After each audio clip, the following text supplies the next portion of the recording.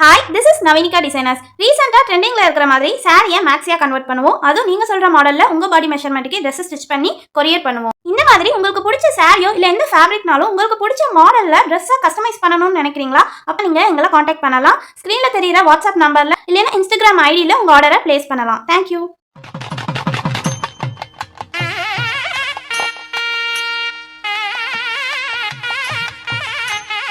ஓம் விக்னேஸ்வரா போற்றி, ஓம் நவக்கிரகர்களை போற்றி. சிம்மராசி நேர்களுக்கு வணக்கம். சிம்மராசி காலப்புருஷ சக்கரத்தின் 5ஆம் இடம், பஞ்சமஸ்தானம், அதிர்ஷ்டஸ்தானம். ராசிநாதன் சூரியன் ராசியில் இருக்கிறாரு. நேயர்களே, இந்த வீடியோ பதிவில் விநாயகர் சதுர்த்தியை முன்னிட்டு சிம்மராசிக்கு ஏற்படும் பலன்களை சொல்ல போகிறோம். விநாயகர் சதுர்த்தி உங்கள் ராசிக்கு 2ஆம் இடத்துல நடக்குது. தன குடும்ப வாக்குஸ்தானத்தில் நடக்குது.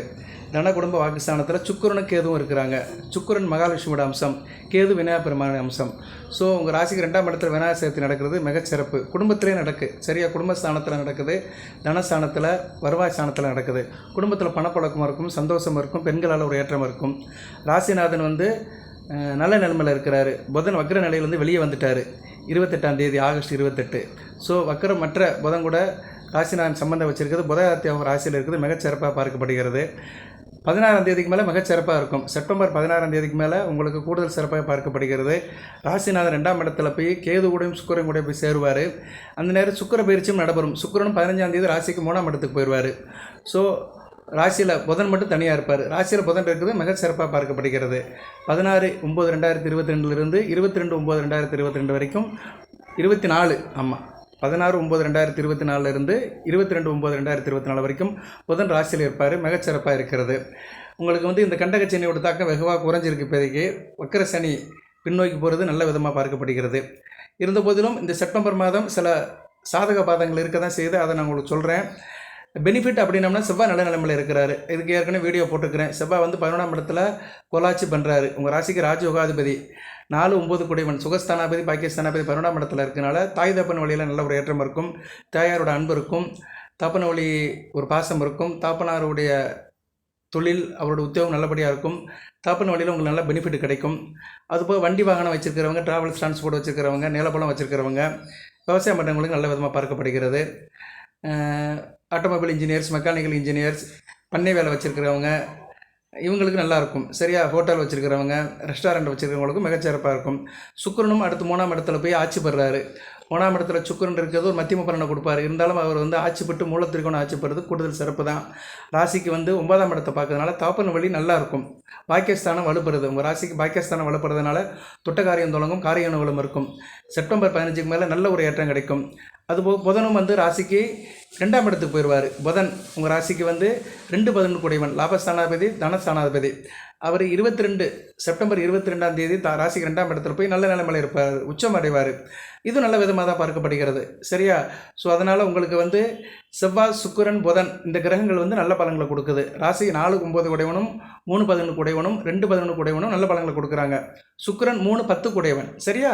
ஸோ 9, 10, 11 அதிபதிகள் நல்ல நிலைமையில் கொடுக்குறாங்க. தர்ம கர்ம லாபஸ்தானாதிபதிகள் அடுத்தடுத்து நல்ல நிலைமையில் ஆட்சி பெறுறதுனால நல்ல அமைப்பு தான். செவ்வாய் 11ஆம் இடத்துல இருக்குது, சிறப்பு தான்.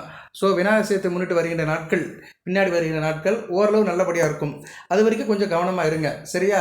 7ஆம் தேதி இந்த செப்டம்பர் ஃபஸ்ட்டு வீக்கு கொஞ்சம் டென்ஷனாக தான் இருக்கும், பதட்டமாக தான் இருக்கும். ஒரு 5-6 நாட்கள் பதட்டமாக தான் இருக்கும். 7ஆம் தேதி முடிஞ்சு அடுத்த வருகிற நாட்கள் கொஞ்சம் ஏற்றமாக இருக்கும். சந்திரன் ராசிக்கு 12 கூடியவனும் வளர்பிறை சந்திரனாக போகிறாரு. அவர் விரையாதிபதியாக இருந்தாலுமே ஒரு நல்ல நிலைமைக்கு தான் போகிறாரு. உங்கள் ராசிக்கு 8ஆம் இடத்துல தான் பௌர்ணமி நடக்குது. புரட்டாசி பௌர்ணமி ராசிக்கு 8ஆம் இடத்துல தான் நடக்குது. அஷ்டமஸ்தானத்தில் நடக்கிறதுனால எதிர்பாராத பண வரவுகள் இருக்கும். அதே மாதிரி திடீர் சுப செய்திகள் இருக்கும். வெளிநாட்டு வெளிமாநில தொடர்புகள், ஏற்றுமதி இறக்குமதியெல்லாம் நல்ல விதமாக பார்க்கப்படுகிறது. ஸோ சிம்ம ராசிக்கு நான் 2 டேட்டு கொடுக்குறேன். 7ஆம் தேதி செப்டம்பர் 7, செப்டம்பர் 16, செப்டம்பர் 22 இந்த தேதிக்கு பின்னாடி அடுத்தடுத்து வருகின்ற காலகட்டங்கள் நல்ல விதமாக பார்க்கப்படுகிறது. கொஞ்சம் நின்று நினைச்சா போகும்.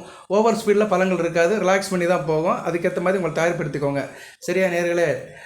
ராசிக்கு 8ஆம் இடத்துல ராகு இருக்குது, நல்ல விதமாக பறக்கப்படாது. இருந்தபோதிலும் இப்போதைக்கு ராகு சுபத்துவமாக தான் இருக்கிறாரு. எதையும் கண்டுக்காமல் போங்க. சரியா? எதையும் கண்டுக்காமல் கலங்காமல் போனீங்கன்னா எந்த பிரச்சனையும் இல்லை. ராசிநாதன் ராசியில் இருக்கிறதுனால கொஞ்சம் மனதில் வீண் கவலை இருக்கும். எதிர்பார செலவுகள் வரும். தொட்ட காரியத்தில் சில பிரச்சனைகள் இருக்கும். இருந்தபோதிலும் புதன் வக்கர நிவர்த்தி அடைஞ்சிருக்கிறதுனால எதையும் சமாளிப்பீங்க. காசு பணத்துக்கு அந்த பிரச்சனை இருக்காது. வர வேண்டிய லாபம்லாம் நல்லபடியாக குடும்பத்துக்கு வந்துடும். இருந்தாலும் சூரியன் ராசியில் இருக்கிறது சில இதை தான் இருக்கும். ஏன்னா சனி பகவான் ராசியை பார்க்குறாருல, ஸோ அதனால் வந்து 16ஆம் தேதி வரைக்கும் அப்படி தான் இருக்கும். இந்த ஆவணி கடைசி வரைக்கும் அப்படி தான் இருக்கும். புரட்டாசி 1லேருந்து மிகச்சிறப்பாக இருக்கும். சனி பகவான் அந்த வக்கர பார்வையிலிருந்து சூரியன் போயிடுவார். உங்கள் ராசிநாதன் வந்து அவர்கிட்ட பார்வையிலேருந்து வெளியே போயிட்டாருன்னா மிகச்சிறப்பாக இருக்கும். உங்கள் ராசி 2ஆம் இடத்துக்கு போயிட்டாருன்னா ஓரளவுக்கு பரவாயில்ல. 2ஆம் இடத்துக்கு போனாலுமே கிரகண நிலைமைக்கு தான் போவார். கேது கூட சேர்ந்து குரு பார்வைக்கு வருவார். அது ஒரு விதமான யோகம் இருக்கும். சிவராஜ யோகம். கேது கூட சேருவார். சூரியனும் கேது கூட சேருறது நல்ல அமைப்பு இல்லை. சரியா? சூரியன் கொஞ்சம் கிரகணமாகத்தான் செய்வார். கொஞ்சம் நீங்கள் கொஞ்சம் இயல்பு நிலை பாதிக்கும். தேக ஆரோக்கியத்தை பார்த்துக்கணும். கோயில் குளத்துக்கு போகணும். விநாயகர் பெருமானை நல்லா கும்பிடணும். அதுக்காக இந்த வீடியோ போடுறேன். ஏன்னா கேது விநாயகரோட அம்சம். கேதுவோட பிரச்சனை தெரியணும்னா விநாயகர் பெருமானை தான் கும்பிடணும். அதுபோல் உங்கள் ராசிநாதன் வேறு கேது கூட போய் சேர்றாரு. புரட்டாசி மாதம் முழுக்க அவர் வந்து கேதுவோட இணைவில் தான் இருப்பார். குரு பார்வையில் இருந்தாலுமே கேதுவோட இணைவில் இருக்கிறதுனால இந்த விநாயகர் சதுர்த்தியை நல்லபடியாக கும்பிடுங்க. சரியா? விநாயகர் சதுர்த்தி அன்னைக்கு விநாயகர் பெருமானை வழிபடுங்க. வீட்டில் வழிபடுங்க. இல்லைன்னா கோயிலுக்கு கூட போங்க. அந்த நேரங்காலம் பூஜை நேரம்லாம் சொல்கிறேன். அதுபடி அந்த பூஜையை நீங்கள் அனுஷ்டை பண்ணுங்கள். என்ன செய்கிறது? பூஜையை செய்யுங்க. சரியா? பூஜையை நல்லா மேற்கோள் பண்ணுங்கள். நல்ல விதம் பார்க்கப்படுகிறது. சரியா? பலன்கள் எப்படி சார் இருக்குது அப்படின்னு பார்த்தோம்னா, சில பேர் குடும்பத்தில் இருக்க ஆண்கள் இடம் விட்டு இடம் வெளியில் தங்குற மாதிரி இருக்கும். எதுலேயும் திருப்தி இல்லாத நிலம் இருக்கும். கொஞ்சம் பதட்டப்படாமல் இருக்கணும். 16ஆம் தேதி வரைக்கும். 16ஆம் தேதிக்கு மேலே நல்லா ஒரு மாறும். சுக்கிரன் 3ஆம் இடத்துக்கு போயிட்டாருன்னா நல்லா இருப்பீங்க. இயல்பு நிலைக்கு திரும்பிடுவீங்க. நல்லா இருக்கும். கலை சம்மந்தப்பட்டவங்களுக்குலாம் நல்லா இருக்கும். இயல், இசை, நாடகம், கலை, இந்த அதுபோக வந்து என்டர்டைன்மெண்ட் ஒர்க்கில் இருக்கிறவங்க, பொழுதுபோக்கு வேலையில் இருக்கிறவங்க, கலை அம்சம் தொடர்பில் இருக்கிறவங்களுக்குலாம் மிகச்சிறப்பாக பார்க்கப்படும். 3ஆம் இடத்துல சுக்கிரன் போய் ஆட்சி பெறுறது வந்து மிகச்சிறப்பாக இருக்கும். 9ஆம் இடத்தை பார்ப்பார். சிறப்பாக இருக்கும். சரியா? என்ன இருந்தாலுமே ஓரளவு உங்கள் கை ஓங்கி இருக்கும். காரிய அனுகூலம் இருக்கும். காரிய வெற்றி இருக்கும். அதெல்லாம் சிறப்பாக பார்க்கப்படுகிறது. நான் சொன்ன அந்த 9, 10, 11 நல்ல இடமா இருக்கிறதுனால, அந்த அதிபதி நல்ல விதமாக இருக்கிறதுனால எல்லாத்துலேயும் கொஞ்சம் நல்ல விதமாக போயிட்டு வந்துடுவீங்க. இருந்தாலும் கொஞ்சம் கவனமாக இருக்கணும். செப்டம்பர் ஒரு 10 நாட்கள் ஆரம்பகால 10 நாட்கள் கொஞ்சம் கவனமாக இருக்கணும். சரி நேயர்களே, குடும்பத்திலையும் கொஞ்சம் விட்டு கொடுத்து போகணும். சந்தோஷமாக இருக்கணும்னா ஒருத்தருக்கு ஒருத்தர் அனுசரித்து போங்க. மியூச்சுவல் அண்டர்ஸ்டாண்டிங்கில் இருங்க. சிறப்பாக இருக்கும். அதுக்கு தான் நான் சொல்கிறேன். இந்த விநாயகர் சதுர்த்தி பூஜை பண்ணுங்கன்னீங்கன்னா மிகச்சிறப்பாக பார்க்கப்படுகிறது. விநாயகர் சதுர்த்தி பூஜை வந்து வினைகள் தீரும். மனதில் உள்ள குறைகள்லாம் நீரும். நல்லபடியாக பார்க்கப்படுகிறது. அதுபோல் ஜனன ஜாதகத்தில் சந்திரனுடைய தோஷம் இருக்கிறவர்களுக்கு இந்த விநாயகர் சதுர்த்தி பூஜை வந்து ஒரு அருமருந்தாக பார்க்கப்படுகிறது. சந்திரன் மனோகாரகன், அதுபோக மாதுர்காரகன். சந்திரன் தான் ஒரு மனிதனுக்கு உடலையும் மனிதன் குறிக்கிறவர். அவர் ஜனன ஜாதகத்தில் கெட்டு போயிருந்தாருன்னா அதை நிவர்த்தி பண்ணுறதுக்கு விநாயகர் சதுர்த்தி அன்னைக்கு விநாயகர் பெருமானை கும்பிடலாம். விநாயகர் சதுர்த்தி அன்னைக்கு சந்திரனை பார்க்கக்கூடாது. சரியா? அது ஒரு ஐதீகம் இருக்குது. அதையும் ஃபாலோ பண்ணிக்கோங்க. சந்திரன் எப்படி சார் கெட்டு போயிருக்காரு அப்படின்னா, சந்திரன் வந்து ராசிக்கு லக்கணத்துக்கு 6, 8, 12 வரையக்கூடாது. நீங்கள் சிம்ம ராசியில் பிறந்திருந்தாலும் லக்கணத்துக்கு 6, 8, 12 வரையக்கூடாது. அதுபோக ராசிலையும் அவர் சூரியன் கூட சேர்ந்து இருக்கக்கூடாது. ராசிலையும் அமாவாசை சந்திரனாக இருக்கக்கூடாது. சரியா? சிம்ம ராசியிலே அவர் வந்து சூரியன் கூட சேர்ந்து இருக்கக்கூடாது. சில நேரத்தில் ஆவணி அமாவாசை அன்னைக்கு பிறந்தவங்களுக்கு அந்த அமைப்பு இருக்கும். ஓகே, அது ஒரு பக்கம் இருக்கட்டும். ஆவணி அமாவாசை இன்று தான் ஆவணி அமாவாசை. எஸ், கரெக்டாக வருது. எதுவுமே பொய்த்து போவதில்லை. இன்று ஆவணி அமாவாசை தான். ஆமாம், கரெக்டாக இருக்குது. ஆவணி அமாவாசை கரெக்டாக தாங்க இருக்குது. இன்றைக்கி தான் ஆவணி அமாவாசை. இன்றைக்கி தான் காலையில் கோவிலுக்கு போயிட்டு வந்தேன். அது கரெக்டாக அன்றைக்கி அது சொல்கிறபடி இறைவன் வந்து விடுறாரு. மக நட்சத்திரம் கரெக்டாக இருக்குது. மக நட்சத்திரம் இன்றைக்கி சிம்மராசி, மக நட்சத்திரம், ஆவணி அமாவாசை. ஜோதிடத்தில் எதுவும் பொய்த்து போவதில்லை. அதனால் இந்த ஆவணி அமாவாசை பிறந்தவங்களுக்கு சந்திரன் கெட்டு போயிருப்பார். ஏன்னா அமாவாசை சந்திரனுக்கு பவர் இல்லை. அதுபோக ராகு கேது கூட சேர்ந்த சந்திரன், செவ்வாய் கூட சேர்ந்த சந்திரன், செவ்வாய் கூட சேரலாம், சனி கூட சேரக்கூடாது. சரியா? இப்படி சில நிலையில் இருக்கிற சந்திரன் கெட்டு போனவங்களுக்கு வந்து மனமும் உடலும் நல்லா இருக்காது. தாயோட ஆதரவு கிடைக்காது. அவங்களாம் வந்து விநாயகர் சதுர்த்தி அன்னைக்கு கும்பிடணும். அதுபோக மனநிலை பாதிக்கப்பட்டவர்கள், மனதால் ஒரு நிலையில் இருக்காதவங்களும் விநாயகர் சதுர்த்தி அன்னைக்கு வழிபடுறது வந்து மிகச்சிறப்பாக பார்க்கப்படுகிறது. விநாயகர் சதுர்த்தி வழிபாடு அருமருந்துங்க, ரொம்ப ஒரு முக்கியம். அதுக்காக தான் இந்தியா முழுக்க ஒரே நாளில் கொண்டாடுற பண்டிகை. இந்துக்கள் அப்படின்னு சொல்கிறவங்க உலக அளவில் எங்கே இருந்தாலுமே அன்றைக்கி விநாயகரை கும்பிடுவாங்க. உலக அளவில் அனுஷ்டிக்கப்படுகிற ஒரு இந்து மத திருவிழா வந்து விநாயகர் சதுர்த்தி தான். தீபாவளியும் உலக அளவில் ஒரே நாள் அனுஷ்டிக்கப்படும் இந்து பண்டிகை. அதே மாதிரி விநாயகர் சதுர்த்தியும் அப்படி தான். சரியா? விநாயகர் சதுர்த்திக்கு ஒரு பெருமை இருக்குது. அதை நல்லபடியாக செய்யுங்க. மற்ற பலன்கள்லாம் 1008 இருந்தாலுமே அந்த வழிபாடை பண்ணிட்டீங்கன்னா விநாயகர் சதுர்த்திக்கு பின்னாடி வருகிற நாட்கள் வந்து மிகச்சிறப்பாக இருக்கும். சரியா நேர்களே? சரியாக போயிடும். குடும்பத்தில் ஒரு கலகலப்பு வந்துடும். கணவன் மனைவிக்குள்ள ஒரு இணக்கம் வந்துடும். பிள்ளைகள் உங்கள் பேச்சை கேட்பாங்க. இதுலேயும் நல்லபடியாக இருப்பீங்க. சரியா? நல்ல விதமாக பார்க்கப்படுகிறது. இருந்த போதிலும் பிறர் பிரச்சனைகள் தலையிடாதீங்க. அடுத்தவங்க விஷயத்தை விட்டு கொடுத்து போங்க. தொழில் வியாபாரத்தில் இருக்கிறவங்க கொஞ்சம் போட்டிகளை சமாளிக்கிற மாதிரி தான் இருக்கும். வாடிக்கையாளர்கிட்ட கவனமாக பேசுங்க. சரியா? பழைய பாக்கிகள் வசூலாகுவதால் கொஞ்சம் காலதாமதமாகும். இருந்த போதிலும் எதிர்பார்த்த உதவி கிடைக்கும். அரசாங்க காரியங்கள் வந்து சாதகமாக நடக்கும். அரசு மூலிமா நடக்கிற காரியங்கள், அரசாங்கத்தில் வேலை பணியில் இருக்கிறவங்க, அரசு கவர்மெண்ட் கான்ட்ராக்ட் கமிஷன்லாம் சிறப்பாக இருக்கும். உத்தியோகத்தில் இருப்பவங்க வந்து கவனமாக பார்க்கணும், வேலை வெட்டிகள் கவனமாக பார்க்கணும். இக்கட்டான சூழ்நிலை வரும், இருந்தாலும் அதை சமாளித்து நல்லபடிக்கு போயிடுவீங்க. எதிர்ப்புகள் இருக்காது. நீண்ட நாளாக இருந்த பிரச்சனைகள்லாம் ஓரளவு சார்ட் அவுட் ஆகி நல்ல நிலைமைக்கு வந்துடுவீங்க. எந்த ஒரு காரியமும் சாதகமாக முடியும். விருப்பப்பட்டவர்களுடைய சந்திப்பு இருக்கும். நீங்கள் யாரை விரும்புன்னு நினைக்கிறீங்களோ அவங்களோட சந்திப்பு உங்களுக்கு கிடைக்கும். பெண்கள், சிம்மராசி பெண்களுக்கு வந்து சாதகமான பலன்கள் கிடைக்கிறதுக்கு காலதாமதம் ஆகும். 16ஆம் தேதிக்கு மேலே நிலவரம் நல்லபடியாக மாறும். மனதில் இருக்க கவலையெல்லாம் குறைஞ்சி நல்ல நிலைமைக்கு வருவீங்க. கலைத்துறையை சேர்ந்தவர்கள் கொஞ்சம் கவனமாக இருக்கணும். 3ஆம் இடத்துக்கு சுக்கிரன் வந்துட்டாருன்னா மிகச்சிறப்பாக இருக்கும். 16ஆம் தேதிக்கு மேலே மிகச்சிறப்பாக இருக்கும். சரியா? அது வரைக்கும் கொஞ்சம் எச்சரிக்கையாக இருக்கிறது நல்லது. கலை நிறைய இருக்குது. இயல், இசை, நாடகம், ஆடல், பாடல், ஓவியம், வெள்ளித்திரை, சின்னத்திரை, திரைப்படத்திரை, இவங்கெல்லாம் கொஞ்சம் கவனமாக இருக்கணும். சரி நேயர்களே, மற்றவங்ககிட்ட அனுசரித்து போனீங்கன்னா மிகச்சிறப்பாக இருக்கும். அரசியல்வாதிகள் நல்லா இருப்பீங்க. சரியா? இருந்தாலும் பேச வேண்டிய இடத்துல பேசணும், பேசாத இடத்துல பேசக்கூடாது. பேச்சை குறைப்பது ரொம்ப மிக நல்லதாக பார்க்கப்படுகிறது. மாணவ செல்வங்கள் நல்லா படிப்பீங்க. படிப்பில் எந்த பிரச்சனையும் இல்லை. நல்லா பர்ஃபார்ம் பண்ணுவீங்க. தேக ஆரோக்கியத்தை பொறுத்தளவுக்கு கொஞ்சம் கவனமாக இருக்கணும். சரியா? உஷ்ண சம்மந்தப்பட்ட பிரச்சனை வர்றதுக்கு வாய்ப்பு இருக்குது. அதனால் உஷ்ண சம்மந்தப்பட்ட சாப்பாடை தவிர்த்துருங்க. ஓகே நேயர்களே, மக நட்சத்திரத்துக்கு எப்படி சார் இருக்குது அப்படின்னோம்னா, மக நட்சத்திரத்துக்கு இந்த விநாயகர் சதுர்த்தியை முன்னிட்டு வருகிற காலகட்டங்கள் உற்சாகம் இருக்கும். சரியா? எதிர்பார்த்த தகவல் நல்லபடியாக வந்து சேரும். பணவரத்து கூடும். நண்பர்கள்கிட்ட நல்ல ஒரு நெருக்கமாக இருப்பீங்க. நண்பர்களால் நல்ல ஒரு உதவியை பெறுவீங்க. பாராட்டு இருக்கும். அதேமாதிரி நீங்கள் உத்தியோகம் பார்க்குற இடத்துல மேலிடத்துல இருந்து உங்களுக்கு சந்தோஷமான செய்திகள் வரும். மேலிடத்துடைய அனுக்கிரகம் இருக்கும். ஓரளவு மக நட்சத்திரத்துக்கு நல்லா இருக்குது. ஏன்னா நட்சத்திரநாதன் கேது வந்து ஓரளவு நல்ல நிலைமையில் தான் இருக்கிறாரு.